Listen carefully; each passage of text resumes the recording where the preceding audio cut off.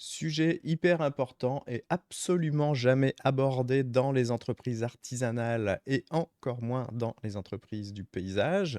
Rares sont les entreprises du paysage qui sont capables d'avoir des tableaux de chiffres et de pilotage par les chiffres. Pourtant, piloter au doigt mouillé, ça marche pas très bien et on tombe dans des choses qui sont un peu catastrophiques quand on ne sait pas faire. Alors, aujourd'hui, on va voir ce que sont les KPI. Les KPI, c'est le mot utilisé, enfin l'acronyme utilisé pour dire chiffre clé en fait de pilotage d'entreprise. Indicator. C'est de l'anglais au départ, mais voilà. Retenez KPI, c'est un mot qui est très utilisé. Euh, les paysagistes qui réussissent ne laissent pas leur entreprise pousser au hasard, ils la cultivent avec méthode. Vous verrez l'analogie avec votre profession, c'est normal. La logique ici est une évidence absolue. Le paradoxe du secteur du paysage, c'est que vous êtes tous des experts en planification en croissance des plantes.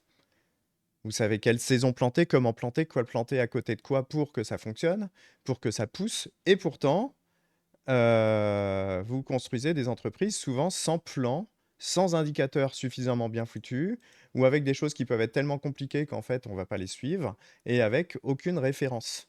Donc, on va voir ça aujourd'hui, vous montrer un petit peu, et je vais rentrer tout de suite dans le vif du sujet. Quelques chiffres hein, et comment en fait des tableaux chiffrés vont vous permettre de piloter mieux notre entreprise et d'apprendre mieux à piloter. Première chose que je voulais vous montrer ici, c'est avec et sans pilotage. La même entreprise, quasiment, hein, à un employé près, va pouvoir, par exemple, avoir son chiffre d'affaires par employé. Si j'ai 62 500 de chiffre d'affaires par employé et ici 84 000, c'est très certainement qu'ici, j'ai mis un système de vente qui me permet d'avoir des meilleurs taux de transformation. Si j'ai un meilleur taux de transformation, ça veut dire qu'à nombre de devis, de demandes de devis égales, je vais avoir évidemment un chiffre d'affaires par employé meilleur. Juste l'écosystème de vente permet d'aller chercher 34% de différence. Sur la marge, marge moyenne de la profession, 22%. Si j'ai conscience de ma marge et que j'ai conscience de comment je peux augmenter ma marge, par les ventes additionnelles, par les offres irrésistibles, par les offres différenciantes, etc., eh ben, je peux très bien prendre facilement 10 ou 12 ou 13 ou 15 points de marge. Très facilement.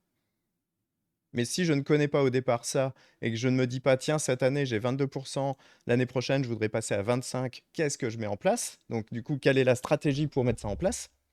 Eh ben, je ne peux pas savoir. Si je ne connais pas mon taux de transformation sur 10 devis demandés, combien il y en a qui passent? Et que je ne sais pas c'est quoi un bon taux de transformation, un bon taux de transformation, c'est entre 60 et 80%. Au-dessus de 80%, on considère que c'est trop, donc qu'on n'est pas assez cher. C'est une bonne nouvelle, ça veut dire qu'il faut qu'on augmente nos prix. Si on est en dessous de 60%, on va dire 50 pour la création, ça veut dire qu'on n'est pas très bon et que notre écosystème de vente n'est pas suffisant, n'est pas bon. Mais entre une entreprise qui fait 45% et une entreprise qui fait 72%, c'est 27% de devis en plus qui passent. C'est aussi 27% de chiffre d'affaires sans avoir besoin de trouver des nouveaux clients. En fait, c'est colossal, ça va vachement vite. Temps moyen pour établir un devis. Si je n'ai pas ce temps moyen-là, que j'ai 4 jours ici et 2 jours ici, si par exemple j'ai 4 jours et que je me rends compte que bah, ce taux de transformation est peut-être lié à mon manque de réactivité, et encore je dis 4 jours, c'est déjà rapide en vrai, hein, mais si c'est mon manque de réactivité qui fait que ça baisse et que je l'ai détecté, alors je vais mettre en place un système pour répondre plus vite. Donc, est-ce que j'embauche quelqu'un pour répondre plus vite pour créer les devis? Est-ce que je mets de l'intelligence artificielle dedans? Ça, c'est ce qu'on fait nous dans les accompagnements, etc., etc. En fait, puisqu'on sait avoir un tableau chiffré correct et qu'on relève bien ces chiffres, on va savoir comment agir et on va savoir qu'est-ce qui a de l'incidence sur quoi. Panier moyen client. Si là j'ai 1200 euros, que j'ai 1850, c'est très certainement qu'ici j'ai mis des ventes additionnelles au cul. Et c'est pas rien parce que on peut avoir un panier moyen qui augmente. Alors, c'est des chiffres indicatifs, hein, il n'y a pas de réalité dans mes chiffres, mais l'air de rien, le panier moyen client peut augmenter de 50% avec des bons chiffres et surtout une constante amélioration. Si je connais mon panier moyen création, si je connais mon panier moyen entretien, alors je vais pouvoir proposer des services en plus, des ventes additionnelles qui vont mécaniquement me le faire augmenter. Fidélisation client, combien j'ai de clients qui restent dans mon giron au bout de 3 ans? Ça, c'est important, ça s'appelle la LTV, la lifetime value, c'est-à-dire la durée de vie de mon client. Si mon client a une durée de vie de j'ai travaillé chez lui une fois et c'est fini et je lui parle plus jamais et peut-être qu'il me rappellera un jour et que j'attends, eh ben, c'est quand même très différent d'une entreprise qui va se dire: «Bah, ça, je veux augmenter. Donc comment je fais? Bah, comment je fais pour chouchouter mes clients, pour les rappeler plus souvent, pour leur proposer des choses?» et cetera et toujours la même chose, sans avoir besoin de trouver des nouveaux clients, on peut largement augmenter 43 points, hein, ça, c'est la moyenne, hein. On peut largement augmenter, en fait, notre volume de clients facilement avec les mêmes clients qui nous font déjà confiance. C'est beaucoup plus facile que de trouver des nouveaux clients. Du coup, évidemment, tout ça va nous mettre une trésorerie qui est souvent tendue dans ce genre d'entreprise, alors qu'ici, on va être confort. Pourquoi? Parce qu'on va avoir optimisé par les chiffres tout ça. Et puis, le prévisionnel aussi. C'est-à-dire que le plan de charge, là, à un mois, c'est souvent un peu tendu. Si on a 6 mois de plan de charge parce qu'on sait piloter tout ça comme ça, c'est beaucoup plus simple. Beaucoup plus simple. Et donc, cette entreprise B, avec seulement 25% de personnel en plus, elle va générer 68% de chiffre d'affaires en plus en doublant la marge. Et la différence, c'est que un pilotage par les chiffres. C'est que ça. C'est vraiment important à comprendre cette chose-là. Alors, il y a des chiffres clés fondamentaux dans le paysage. Le taux de transformation des devis, 60-80% comme objectif. Panier moyen par client, c'est un indicateur clé qu'on peut se dire, bah, maintenant je veux l'augmenter de 20%, par exemple. Et c'est pas très compliqué. Le taux de fidélisation, combien de temps restent les gens chez moi et combien il y en a qui reviennent souvent et comment je fais pour les faire revenir plus souvent. Donc ça amène en fait à mettre des stratégies. Le chiffre nous indique quelque chose et du coup, si on veut augmenter le chiffre, il nous suffit de poser de la stratégie derrière. La rentabilité par type de prestation, ça c'est important parce qu'on a beaucoup de paysagistes avec qui on travaille qui se rendent compte qu'ils ne sont pas forcément rentables tout le temps partout. Ça, c'est emmerdant. Parce que si tu vas travailler à défaut, à perte, ça veut dire que soit ton offre elle est mal structurée, soit tu l'as vendue pas assez cher, soit il faut arrêter de travailler avec ce type de client. Il faut choisir en fait. Mais connaître la rentabilité par type de prestation, ça va nous donner un indicateur clé qui va nous dire bah, maintenant je peux retravailler mes offres, ajouter de la valeur, trouver des clients peut-être plus idéaux pour ce type d'offre, etc., etc. Ce qu'on veut savoir aussi, c'est la productivité des équipes sur le terrain. Toutes les créations, par exemple, ou tous les entretiens ne se valent pas selon la difficulté d'accès au terrain, etc., etc. Néanmoins, à travail égal, on veut pouvoir savoir que notre équipe, un jour, elle est restée 3 heures, l'autre jour, elle est restée 5 heures, et on veut savoir pourquoi. Parce qu'il y a peut-être un défaut de productivité qui se cache, ou peut-être que justement, on a mal calculé quelque chose, et ça va nous aider à mieux calculer la fois d'après et à s'améliorer. Et puis, un des chiffres qui est important, c'est le chiffre d'affaires par employé. Tout employé confondu, même les gens du bureau, en fait. Pourquoi? Parce que c'est un très bon chiffre qui nous permet de se dire, bah voilà, j'ai tel chiffre d'affaires par employé, ce qui veut dire que mon employé génère ça. Si j'ai 30% de marge, j'ai 24 000. Est-ce que c'est suffisant pour avoir un employé?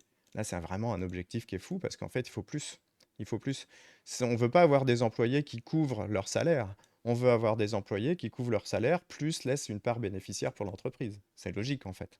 Donc, du coup, connaître ça, c'est se dire, oh putain, en fait, je comprends pourquoi je suis pas rentable, parce que soit j'ai des mauvaises marges, soit j'ai pas suffisamment de chiffre d'affaires par employé, manifestement. Donc, soit je mets pas assez de marge, donc je vais travailler mes marges, soit j'ai pas assez de volume du client, donc je vais travailler mon volume de client, soit, et en fait, je peux commencer à travailler avec un chiffre qui est simple, en fait, à collecter. C'est logique, en fait. Donc ça, c'est vraiment des chiffres vraiment importants à connaître. Hop, on va revenir ici. Et ensuite, ce qu'on veut, c'est connaître la valeur à vie du client. Pourquoi? Parce qu'un client, il a une valeur à vie, ce qu'on appelle une LTV. En gros, si ton client, il te prend en moyenne 3 ans d'entretien sur abonnement, ben, ça veut dire qu'il a une durée de vie de 3 ans et un chiffre d'affaires sur 3 ans garanti. Du coup, la question à se poser, c'est pourquoi seulement 3 ans en moyenne? Quel est le type de client qui ne reste que 1 an ou que 2 ans, qui me bouffe ma moyenne? Comment je fais pour les faire re-signer? Comment je fais pour trouver des offres qui soient vachement adaptées à lui pour qu'on augmente cette durée de vie? Et ça, c'est important. À l'intérieur de la LTV, donc cette fameuse durée de vie du client, on va intégrer la valeur des recommandations. Combien on a eu de nouveaux clients grâce à mon client? Quel a été leur chiffre d'affaires moyenne par client? Et ce qu'on veut savoir, c'est sur les recommandations, combien j'ai de chiffre d'affaires généré par justement cette stratégie de recommandation. Ce qu'on veut savoir, c'est la durée de la relation pour voir la fidélisation. Et puis ce qu'on veut savoir, c'est la valeur moyenne annuelle également. Quelles sont les dépenses récurrentes de mon client? Ça demande d'avoir un fichier client un peu furieux, un peu sérieux en fait. Euh, c'est pas en gagnant sur un seul chantier qu'on gagne dans une entreprise, mais sur toute la relation client. Et ça, c'est le grand oublié. On part sur un chantier en essayant de le rendre le plus rentable possible, mais des fois, c'est même pas grave d'être pas rentable sur le premier chantier si on gère très très bien sa relation client sur le long terme. Pourquoi? Parce que du coup, sur le long terme, on sera peut-être extrêmement rentable parce qu'on aura eu beaucoup de recommandations, parce qu'on aura justement géré des choses plus rentables plus tard.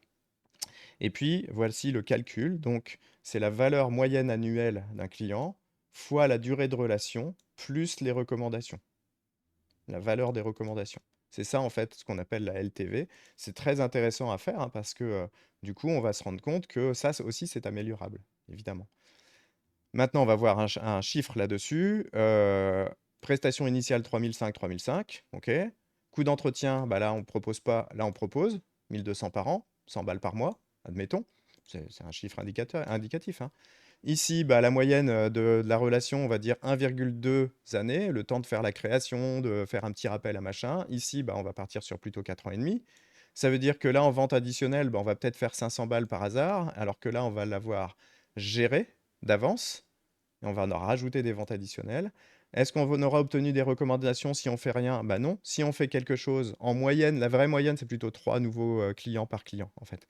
Mais j'ai mis 1,7 pour dire qu'on était vraiment très pessimiste. La valeur des recos ici, bah 0,3, on va dire 1000, c'est 0,3 fois 3500, hein, donc 1000 balles. Ici, bah 1,7 fois 3005, c'est 5950. Ce qui veut dire que ici, mon client m'a rapporté 4550 euros. Hein, si on prend tout l'essentiel. Et ici, mon même client m'a rapporté 16 850. Ça change tout. On multiplie par 3,7 quand on connaît ce chiffre et qu'on sait comment agir dessus, en fait.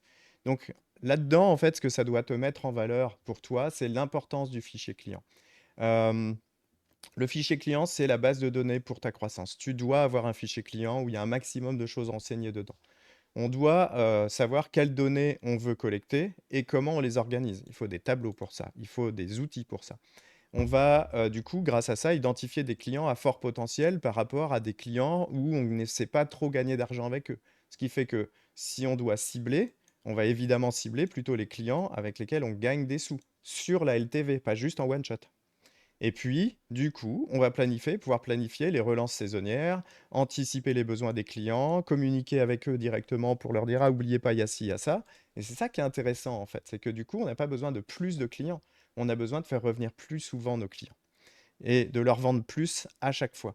On appelle ça en marketing les trois sorcières. Soit tu as plus de clients, soit tu les fais revenir plus souvent, soit tu leur fais acheter plus. Et en fait, c'est ces trois choses-là, ces trois sorcières-là qui ont des sorts un peu différents chacune, sur lesquels on va jouer, sur lesquels on va s'amuser. Mais si on ne mesure pas, on ne peut pas savoir. Donc un bon fichier client, là j'ai pris une base 100 clients pour te montrer. Ici, on va voir le taux de réponse aux relances. Bah, sans fichier client structuré, on va relancer de temps en temps, ça peut revenir, mais un fichier client restructuré, en fait, on va avoir un taux de réponse bien meilleur. Les ventes annuelles vont pas forcément être folles, alors que là, on va faire des ventes courantes permanentes quasiment. Ici, le temps passé sur les relances bah, sera moindre si notre fichier client est mieux entretenu plus régulièrement, parce qu'en fait, on a tissé une relation. Donc, on a moins besoin de relancer les clients. Du coup, ils ont une réponse plus amitueuse, plus amicale, on dira. Le coût d'acquisition d'un client, sans fichier client structureux, ben, on doit toujours retrouver des nouveaux clients, alors que là, on a déjà des clients avec qui on va retravailler, avec qui on va prendre des recommandations. Ça coûte moins cher d'acquérir un client en temps et en argent que sans structure, en fait. Erreur de facturation. Évidemment, un ancien client, s'il y a une erreur, c'est pas grave, on va savoir le rechercher. Un nouveau client, s'il y a une erreur en notre défaveur, il va pas forcément le dire. Donc, c'est aussi ce truc-là. Le nouveau client, on n'a pas tissé la relation encore. Et puis, bah, sans fichier client structuré, on a une rotation client obligatoire. On a besoin toujours de nouveaux clients, toujours, toujours. Alors que là, on a juste besoin d'entretenir ça et d'ajouter un peu de sang neuf dans notre fichier en permanence. Et c'est ça qui est intéressant, c'est de comprendre ça, c'est que la puissance des ventes additionnelles qui va venir après, et ben, si on structure notre fichier client, notre client est client qui va nous racheter en permanence des trucs, parce qu'on va savoir le solliciter. Donc, de l'aménagement à l'entretien régulier, des plantations au système d'arrosage en passant par la décoration, hein, on peut aller jusque-là, du jardin à la terrasse ou à la piscine. Si tu fais pas la piscine, tu as forcément un partenaire piscine. Si tu fais pas la terrasse, tu as forcément un partenaire terrasse. Si tu fais pas la toiture, tu as forcément un partenaire toiture. Et c'est là que ça devient intéressant, c'est qu'on peut aller chercher du chiffre d'affaires pour d'autres entreprises chez nos clients sur lesquels on aura un intéressement. Et puis, on va réfléchir en termes de services saisonniers complémentaires. À chaque fois qu'on entend les paysagistes dire: «Ah bah là, il y a pas beaucoup de travail parce qu'il pleut», Bah, en fait, du coup, la question qui se pose, c'est qu'est-ce que je peux faire quand il pleut? Qui je peux envoyer chez mes clients, qui peut travailler même quand il pleut? Et qu'est-ce que je peux faire moi comme intervention quand il pleut, quand il fait pas beau, quand, voilà, il y a sûrement tout un tas de choses à faire. Je pense par exemple à l'hiver en décembre où on est en saison de plantation, mais c'est quand même difficile de le faire entendre aux clients. La réalité, c'est qu'on peut aller, gérer un service de décoration de Noël, on peut aller gérer tout un tas de choses qu'on peut imaginer autour du jardin, qui soient très cohérentes en fait. C'est beaucoup plus facile de vendre à un client existant qu'acquérir un nouveau client. C'est ça qu'il faut que tu retiennes en fait. Enfin, on va faire une petite comparaison sur vente additionnelle. J'ai pris une base de 45 clients actifs. Si je propose à 15% de mes clients, euh, sans stratégie spécifique, sans approche structurée, proposer à 15%. 85% de mes clients, je vais leur proposer un truc dès l'instant que j'ai déjà posé une stratégie avant. Donc, j'aurais travaillé sur mon entreprise pour dire, bah, ce tel type de client, il faudra que je leur propose ça et ça et ça. Tel autre type de client, il faudra que je lui propose ça et ça et ça. Pense à ton supermarché qui pense toujours maintenant, si tu achètes ta côte de bœuf, à te proposer le vin, la sauce, le gratin de pommes de terre qui va avec. S'il ne te le propose pas, il va perdre, en fait, forcément de l'argent. Et en fait, les ventes additionnelles sans stratégie vont te ramener pas grand-chose. 700 balles en moyenne si tu n'as pas de stratégie. Avec stratégie, sur 45 clients, tu es plutôt autour de ce chiffre-là, 18 000 et quelques euros. C'est 26 fois plus de chiffre d'affaires généré uniquement avec les mêmes clients en sachant proposer.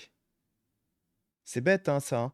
Mais ça, la vente additionnelle, c'est malheureusement le grand oublié des métiers des artisans. Et c'est une connerie parce que on a 20-30% de chiffre d'affaires à aller chercher très simplement, sans avoir plus de clients. Donc, maintenant, on va refaire une comparaison, hein. Récapitulatif, un chiffre d'affaires annuel pour 5 employés, ben, on peut vraiment rajouter du chiffre d'affaires facilement. Les marges peuvent vraiment s'envoler. La valeur moyenne d'un client peut s'envoler. La valorisation de l'entreprise aussi, ça c'est quelque chose d'important. Si tu as une entreprise qui fait du petit bénéfice, difficile à faire sans visibilité, elle est aujourd'hui comprise, sa valeur à la revente est comprise entre 0,3 et 0,5 fois ton chiffre d'affaires. Si ton entreprise fait 500 000 euros, elle vaut 250 000, entre 150 et 250 000 euros à l'achat. Si tu as du bon bénéfice, une bonne visibilité, des bonnes stratégies, un truc où la personne qui reprend arrive clé en main, se pose dessus et a une entreprise qui marche parce qu'elle est processée, parce qu'elle est gérée au chiffre, bah en fait, elle vaut plus d'une fois son chiffre d'affaires. Ton entreprise fait 500 000, elle vaut 500 000. Pourquoi? Parce que on sait voir dans l'avenir et se dire, bah, cette entreprise va continuer de générer du bénéfice, va continuer de générer de l'aisance pour ses clients, etc. C'est beaucoup plus facile à vendre une entreprise qui est bien gérée, en fait.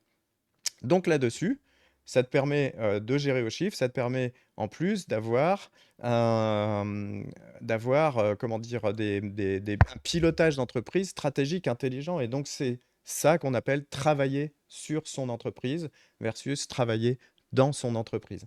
C'est vraiment important d'avoir ça en tête, c'est vraiment important de comprendre ces choses-là parce que bah, c'est essentiel de savoir piloter au chiffre si tu veux une entreprise qui soit au service de ta vie et pas l'inverse. À partir de là, je te propose de prendre ton audit totalement offert. Tu as les liens en fait dans la description de cette vidéo. N'hésite pas à laisser des commentaires, à poser tes questions en commentaire. On répond à tout, bien entendu, tout le temps. Rejoins le groupe Facebook, tu as tous les liens nécessaires dans la description. Et mets-moi un petit pouce si tu as apprécié cette petite chose-là.